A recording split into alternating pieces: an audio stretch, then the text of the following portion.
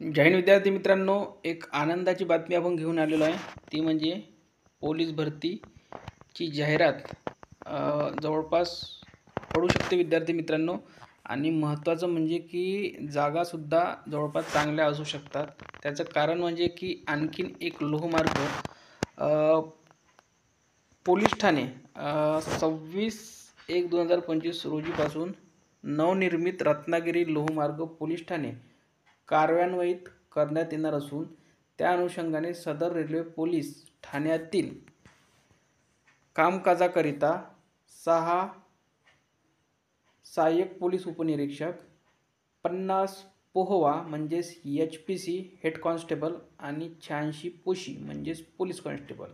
आता हे जेवढे पण पद आहे ना, हे सर्व काही पोलीस म्हणजे पोशी या पदाची आहे। म्हणजे PC ते 1 स्टार ASI पर्यंत, ठीक आहे, असिस्टंट सब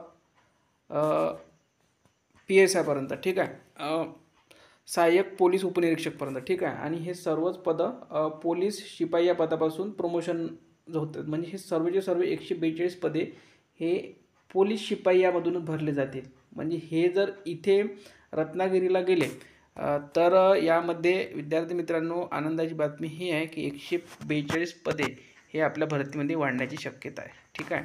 आणि हे कुठून ट्रान्सफर म्हणजे इच्छुक त्यांना विचारण्यात आलेलं आहे। जे इच्छुक असतील त्यांनी सांगायला सांगितलेलं आहे। तर कुठे, तर लोहमार्ग मुंबईला, ठीक आहे। तर सांगायचं एकच तात्पर्य की 142 पदे आणखी आपल्या भरतीमध्ये वाढ होऊ शकते, ठीक आहे। बघा इथे म्हटलेलं आहे मुंबई लोहमार्ग, बघा मुंबई लोहमार्ग पोलीस आयुक्तालयाकडे हस्तांतरित करण्यात आली असून कोकण रेल्वे वरील कायदा व सुव्यवस्था जबाबदारी मुंबई लोहमार्ग, ठीक आहे।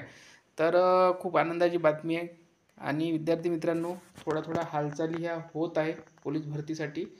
तर सर्वांनीच गाफील न राहता ग्राउंड आणि लेखीची तयारी सुरू ठेवा विद्यार्थी मित्रांनो। लेखी जसं आज पाहिलं आपण की पोलीस भरतीचा पेपर सोपासुद्धा येतो, कधी कधी कठीणसुद्धा येतो। म्हणजे सर्वच प्रकारचा आपला अभ्यास असायला पाहिजे। तर सर्वांनी रेग्युलर आपलं ग्राउंड आणि लेखी करत राहा। नक्कीच तुम्हाला येणाऱ्या भरतीमध्ये यश मिळेल। धन्यवाद।